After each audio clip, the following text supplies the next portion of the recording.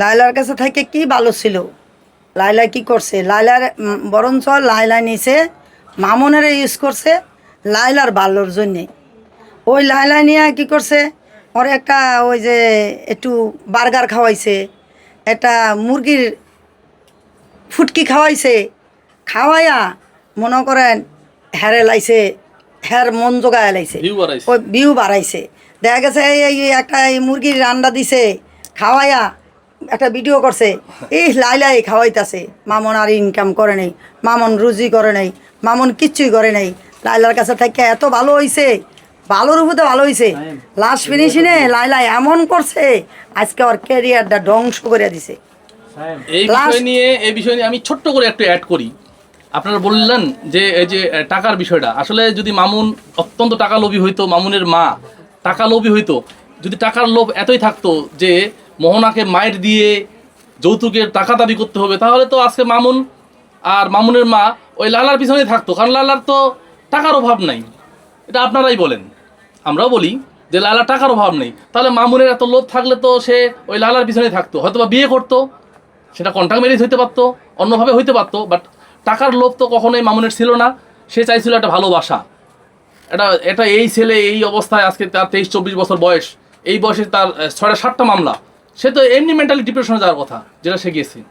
এই mentally depression থেকেই মানুষের অনেক কিছু হয়। এবং মামুনের মা আজকে একটা কথা বলছিল, যখন আজকে বাদিনী ওর মায়ের সাথে কথা হয়, যে মা তুমি যদি চাও তাহলে আমি তোমাদেরকে রাইখে আমি ঢাকা ছাইরে আমি গ্রামে চলে যাব। তাহলে একটা মা কতটা আবেগপ্রবণ ও মানবিক হইলে এই কথাটা বলতে পারে, যে মা সন্তানকে এতদিন লালন পালন করছে, আজকে বিয়ের পরে সেই মায়ে বলতেছে যে আমার জন্য বা মামুনের বাবার জন্য তোমাদের যদি সংসারে কোনো অশান্তি হয় তাহলে আমরা গ্রামে চলে যাব, তোমরা সুখে শান্তিতে থাকো। আমরা সেটা বিজ্ঞতাকে বলেছিলাম যে স্যার আমরা আপোষ চাই, আমরা আগেও স্যার আপোষ চেয়েছিলাম। আর ভুল বুঝাবুঝি হয়, এই মামলাটার ফ্যাক্ট ইন ইস্যুটাই হলো ভুল বুঝাবুঝি। এই ভুল বুঝাবুঝির কারণে আজকে এই মামলা দায়ের করা হয়েছে। এটা গিভিয়াস হার্ট যে আমি আজকে টাকার জন্য খুব গিভিয়াস হার্ট করেছিলাম, বিষয়টা তা না। এটার বিষয়টা হলো যে মামুন অনেক বেশি ভালোবাসে, তো সে চাইছিল যে মোহনা তার ঘরে থাক, তার ঘরের বউ, তার বিবাহিতা, এই বৈধ সে একজন স্ত্রী, সে 2 দিন 1 দিন পর পর সে মানুষের বাসা কি করে। এখন আপনারা বলতে পারেন মানুষের বাসা বলতে সে তো তার মায়ের বাসায় গেছে, না, মায়ের বাসার বাহিরেও সে অনেক সময় অনেক রাত কাটায়, যেটা অত্যন্ত দুঃখজনক। সেটা তো মামুন মানতে পারে না একজন হাজব্যান্ড হিসাবে, সে লিগাল গার্ডিয়ান হিসাবে, লিগাল হাজব্যান্ড হিসাবে। আমার যে বিয়ের শাড়িটা তার এইটা দেখিয়ে তাকে আমি চাইছিলাম যে সে আমার ওয়াইফ, সে আমার বৈধ ওয়াইফ, আমার ঘরে ফিরে আসে। আমার উদ্দেশ্য ছিল তাকে ঘরে নিয়ে আসা।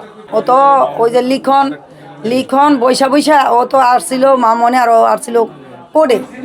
ওখান থেকে ও ওদের বাসায় গেছে, আর মামন আমার বাসায় গেছে বৃহস্পতিবারে। তা আসার পরে ওখান থেকে কি করলো, ও আবার বাসায় গেছে, কেন ওর আব্বা আবার অসুস্থ, মোহনার আব্বা অসুস্থ, এই কারণে গেছে। তা গেছে গিয়া মনে করেন ওখানে ঘুমায়, ওইখানে গিয়া দেয় লিখন ছিল, লিখনের সাথে কথা মতা বলছে। লিখন কি বলছে, লিখন তো মনে করেন ও তো একটা কোনো সময় ভালো বুদ্ধি দিতেও না, কিন্তু ওর ভালো বুদ্ধি দিবে কেন, ওর নিজেরই তো সংসার নাই। ওই চাইতে সবটি সংসার ভাঙ্গা যাকবা, নিজের সংসার থাকতো তাহলে ওই সংসারের মূল্য বুঝতো।